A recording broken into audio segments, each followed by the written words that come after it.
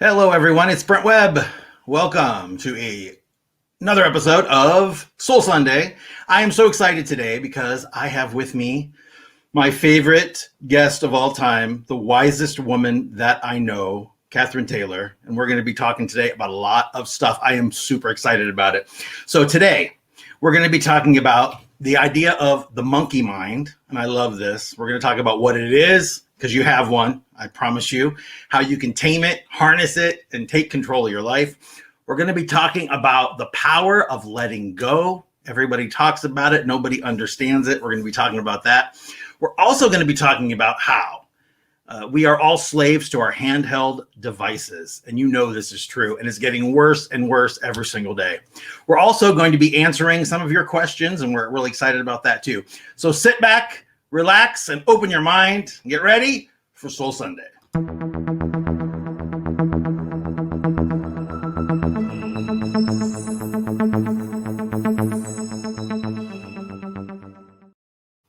All right, so without further ado, I'm going to beam her in from beautiful Australia. Make welcome the one, the only, Ms. Catherine Taylor. Yay! Yay! And the crowd roared. They go Good nuts. Morning, Brent. Good evening, good morning, good afternoon, everybody. You know, Catherine, the other day you and we did a video together and we touched on this topic, and several people have asked about it, and you describe it better than anybody. So we're going to talk about this. It's the monkey mind. So can you give us a little explanation of what that means, what that is? For sure. So the monkey mind it's our natural mind when it's overloaded, when it's stressed, when we're overthinking. And literally the story comes from, like, when the Buddha says it's like having a bunch of drunken monkeys running around in your mind. It's when we start overthinking. It's when we start catastrophizing the future, when we look at what if situations. It's when we have thoughts that actually loop and they just keep going and going and going. And it's exhausting. It causes an immense amount of stress, unbelievable amount of stress. And we can't be present what's going on. So most people I've spoken with have said, like, if I could just keep my mind quiet, if only I could sleep better, they don't go, oh, I'd like to be more present. No, it's normally, the chitter chatter that goes on in here. And personally for me, like, I experienced this when I was in my teens, because you know what it's like, hormones racing through the body, and you're feeling totally socially inadequate and awkward. Anybody else ever felt that? Mm-hmm. And I just found that I was kind of like way overthinking. And I looked at some people around me who weren't in really good shape, like mentally and emotionally. And I could almost hear and see their overthinking. So when I was in my teens, I was, 13, 14, I thought, I've got to stop thinking. I've got to stop thinking. I've got to slow this mind down. And guys, you can do it really easily, because once we come from a place of knowing that we're a spiritual being, we've got this amazing, beautiful thing called the body, which we journey through life with. We have a mind, an analytical mind that serves us so incredibly well. And we have this crazy mind or reactive mind, that's going on over here. If we are in the driver's seat, if we actually put a communication line, if we tell our mind what to do, it will do it. It'll take a little bit of practice, but it will do it. So many years ago, that's when I started going, I was aware when I was getting caught in my own thinking. And I'd be like, oh, doing it again. Okay, stop. Thanks for sharing. So where I became fundamentally the policewoman of my own mind. I was directing my mind. I was running it rather than having it run me. And all of us can do this, Brent. I know you yourself, you've experienced this, and you reeled that mind of yours back in, and your mind's super strong. It does all sorts of crazy, weird things because you're like a mentalist as well. And hey, I'm not even going to go there. Okay. So any thoughts on that, Brent, for you? And I can certainly speak about, clients I've worked with and the transformation that's come about in their life. But that's the essence of how we go about it. Your thoughts? No, I agree. I always call it the bitchy roommate. That's what I call the voice in my head, because it is. It's like living with somebody 24/7 who not only narrates your whole life for no reason, but they also give you the worst advice.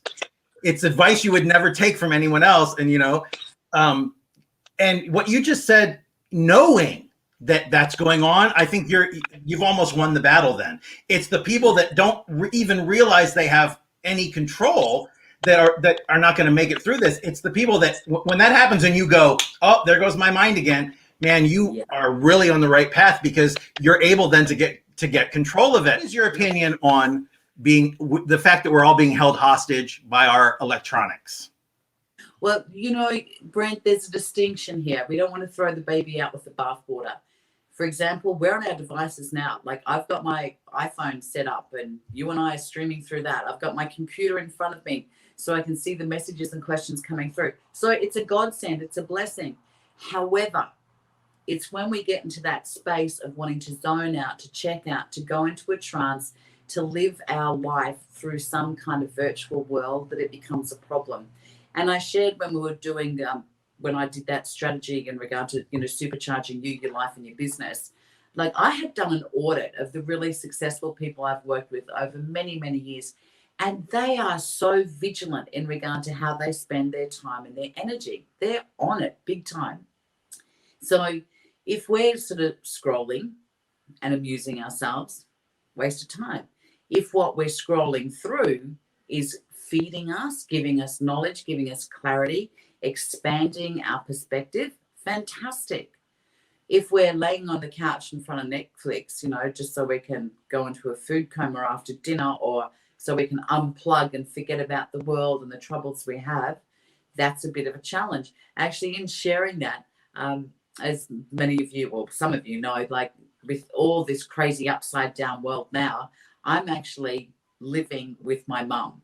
Yep, believe it or not. So she's got a mobile phone, which she hardly knows how to use. She's never had anything streaming on her TV at all. So now I can bring her Netflix and she's like, oh my God. But the thing is that everything we watch is either based on a true story or it's a doco. So there's learning, there's insights along the way. And it's just been fantastic.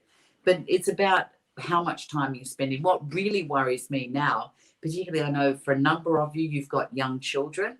How much time are your kids spending on their devices? Is it something that you're giving to them so they're out of your hair? And we just need to be so mindful when we go into this place of being in a trance. We get taken over, we really do. We are feeding our mind every moment of every day. And are we feeding it well? Are we giving it good nourishment? Is it feeding our soul? Or is it actually extracting from us? So that's where I sit with this. And I know so many people and then who are incredibly successful do the same thing. How are you spending your time? How can you better spend it and serve yourself? Catherine, I want to talk next about, this was something else somebody asked about, and that was, because when we say this, letting go, somebody the other day wrote a really long message about it's always the same. You don't understand my story and why I'm different, but it pretty much is the same story for everybody, right? We've all been through stuff, but it's hurting us now to carry this on. So what is your idea of letting go? What does that mean to you? Pull out the soapbox and I'll get started. Okay, so the whole idea of letting go, it's a beautiful one and a profound one, and I fully understand and appreciate it. However, we can't just let go from our mind. It's not that simple. If somebody says let it go, how do you let it go? The thing is that we need to be able to be in a place where we can experience whatever the upset has been. So if we're angry, if we're pissed off, if we're sad, we need to be able to let the energy, let the emotion run. That's how we let it go. It's not like, oh, right, I'm over it. I've dealt with it. Move on. That's a very pseudo-masculine way of trying to address it. If you're sad, be sad. Have the tears. If you're angry, in a safe space, whether it be, it's really good actually. I do this heaps of times. When I'm driving, windows up, no! And it's a release. It's a let go. Thump, jump, yell, scream, run, whatever it might be, but allow the energy to go. The energy actually gets stored in our cells. So it's not just from a mental perspective we need to do it.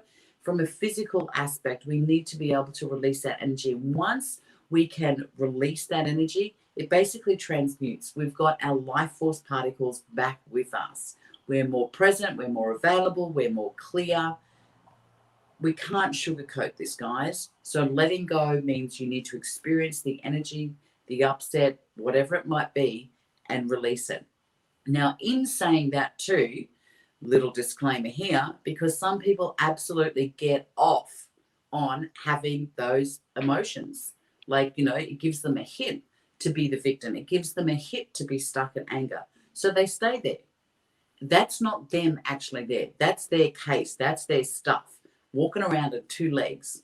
So you can be victim. You can be angry. Understand your life is being stolen from you because you don't have the emotional maturity and responsibility to let that pass.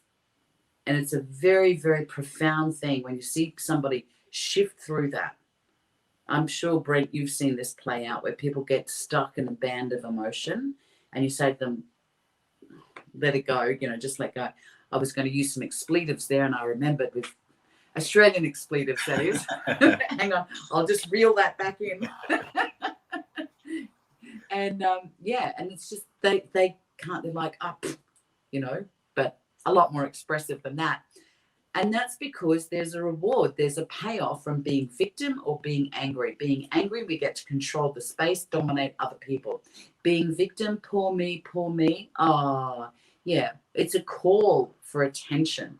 It's a call for a very unhealthy way, call for love and acknowledgement. So easiest way to let go, guys, experience the emotion, experience the energy, let it run. Don't judge it. And then life transforms. Life. But everything that happens to you, everything has an emotion attached to it. And most things just go right through it. They pass through, like energy is transient, everything moves. But a lot of things, we get uncomfortable. We don't want to deal with the feeling. So what we're not doing is pushing it away. We're actually pulling it in and storing it. It's not like you're keeping it outside of you. You're taking it in. It's like taking a rotten piece of garbage, throwing it in your house, over and over and over again, and then wondering why your house smells. It's pretty easy to figure out. You got to get rid of that stuff. It's not doing you any good. It's not helping you 20 years later to be mad at your mother who's now dead. It doesn't do you any good. You really just have to let that go and release the energy. On that, Brent, I'll just add, and it's a really good point that you touched on there, is we do actually use our life force energy to hold that stuff at bay. So it's like, and then that's not available to us to live life. So we end up feeling depleted because we're trying to, fundamentally hold things out. But as you say, by holding them out, we're actually drawing them in. And you touched on a really great point there too about positive and negative emotion. Just yesterday, I was talking with somebody who hasn't been in a relationship for a long time, and they have met the one. Oh my Lord. It was beautiful because this couple now it's a very new relationship, but they formed a very close connection very quickly. They're like old soulmates. And she was actually saying to me, I just find I can't stop thinking about him, and I just keep rerunning the picture of it over and over again. And it was so beautiful. It was so wonderful. And I was like, good. Well, let it go so you can be present for the next beautiful experience rather than hanging on to something that was really positive, that happened just days prior. See where I'm going with that? Yeah. Catherine, do you want to talk about, because one of the things several people have asked that are all ready to start, that make this life change, what's the easiest? Everybody just wants one easy step to start. Now, we don't do the pill method where we're going to give you a magic pill. So, you got to do the work. But what is something that someone can do if they've never done any work before to get started? Wow. Brent, you're saying this. I did see a question last week. Somebody's like, I want to get started, but I don't know where to start. And it really touched my heart. I was like, oh my gosh, because that unto itself shows that the mental orientation that the person has in regard to where they're at. Number one, I would say, just breathe. Just breathe.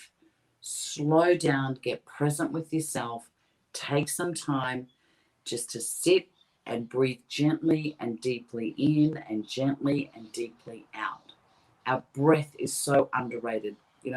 I've literally spent, I think, days on focused breathing, like at breath workshops and doing all sorts of great stuff, because it supports us mentally, emotionally, and physically. So if you're at a place where you don't know where to start, just give yourself 5 minutes each day to sit and to breathe, to be present with yourself, to calm your nervous system down, to relieve some stress from your body. So that'd be first thing.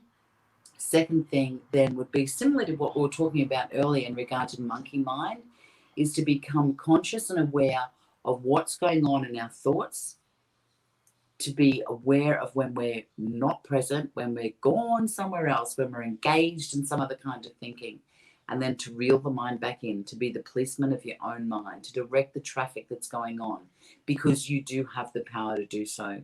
So they would be two very simple, gentle, beautiful steps that will actually accelerate the process of somebody becoming more present and more at ease. And then I say, stay open. Like, I'm always open to opportunities. Like, I'll hear things, or, I'll hear about a workshop or an online course or whatever. If it indicates, I'll jump in.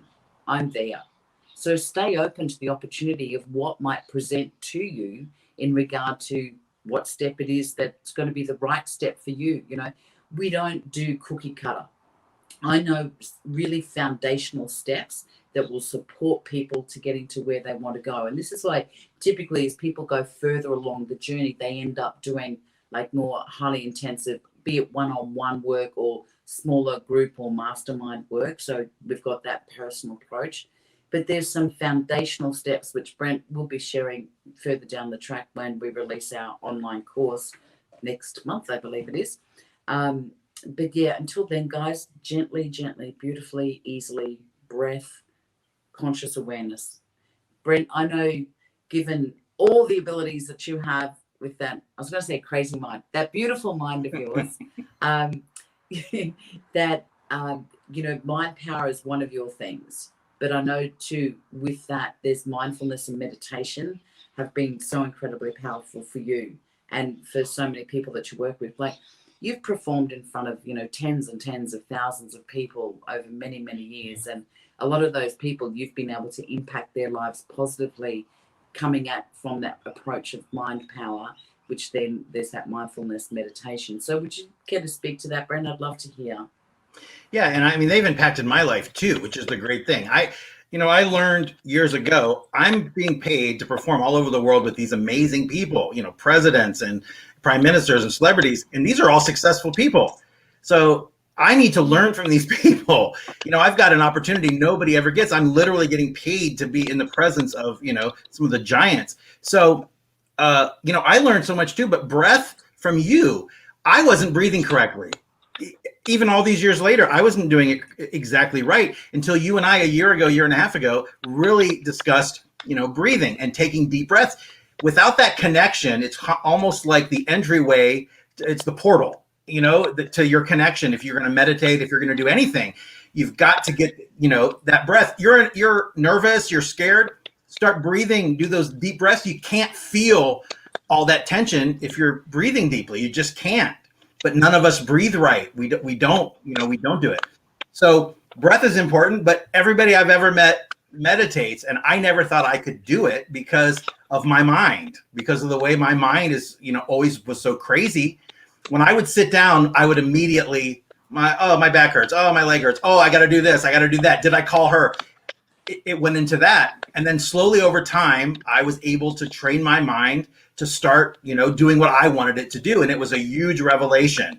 It was one of those moments where, oh my God, things aren't the way I think that I've thought they are my whole life. So I would say, of course, breathing, but I would lead into meditation. And so if you're going to do 5 minutes of breathing every day, maybe add 5 minutes and try to meditate. In regard to that mindfulness, the meditation, breath, well, it all comes down to really honoring ourselves and giving ourselves the time and space to flourish, doesn't it? And I think too, one of the big things is just knowing that you want to make this change. Realizing there's a change to be made is huge, because most people just go through their life completely sleepwalking through this life, and they don't realize there's anything else. So I think that's, you just have to know that there's something more for you, and that just have faith that you're going in the right direction. Absolutely. Absolutely. And Brent, in saying that, I think it's important for everybody who's here and listening in at the moment. Like I can see on our page, we've got a number of people that are listening in, and we've had like 71 shares of this video already, which is crazy. But for everybody listening in, guys, you want change. You desire change. You know that you're looking for something. And I want to say all power to you. Have you taken the time to acknowledge yourself and to honor yourself and go me? Like I know that I need to make that change. I know that I want to. And we're not very honoring of ourselves or acknowledging of ourselves. That's a huge win. Guys, you're awake. All power to you. Boom. Catherine, do you want to touch on a little bit about where we're going to start with Life 101?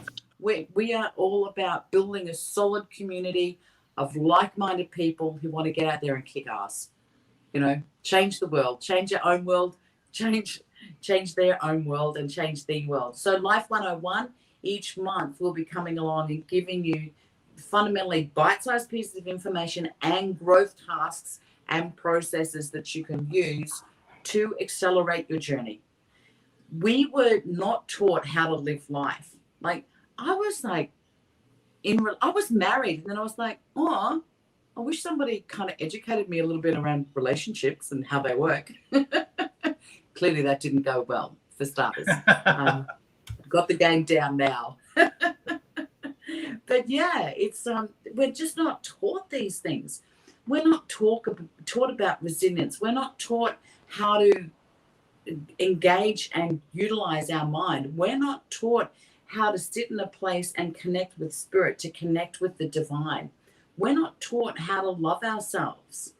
There's very few cultures, very few situations where children are really focused on and given foundational skills and knowledge and understanding of how to live life.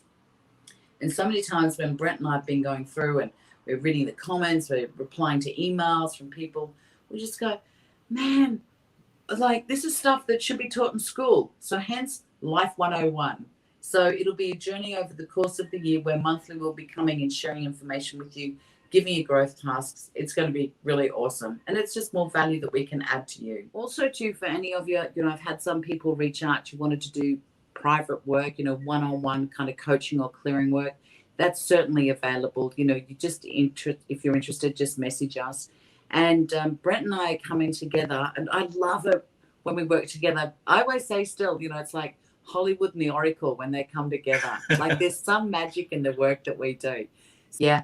It reminds me of a beautiful line I've often used, and that is, we all have so much gold available to us. We just don't know how to mine it. So with the work that we do, be it like in the more private, online programs that we do, and with the group coaching and clearing that we do, and the one-on-one, that's about, okay, here's the kit. Here's how you go mine your gold. We don't have the answers for you. It's our job to educate and to facilitate. You need to discover your own truth, your path, your journey. We are all beautifully, uniquely individual beings that are here for a rhyme, a reason, a purpose, and a mission. Whatever that might be. It might be to be the best parent in the world to our child. It might be to be the most beautiful friend. It might be to create the next, Tesla little satellite. Who knows? Yeah? It doesn't matter about the scope or the size of the mission.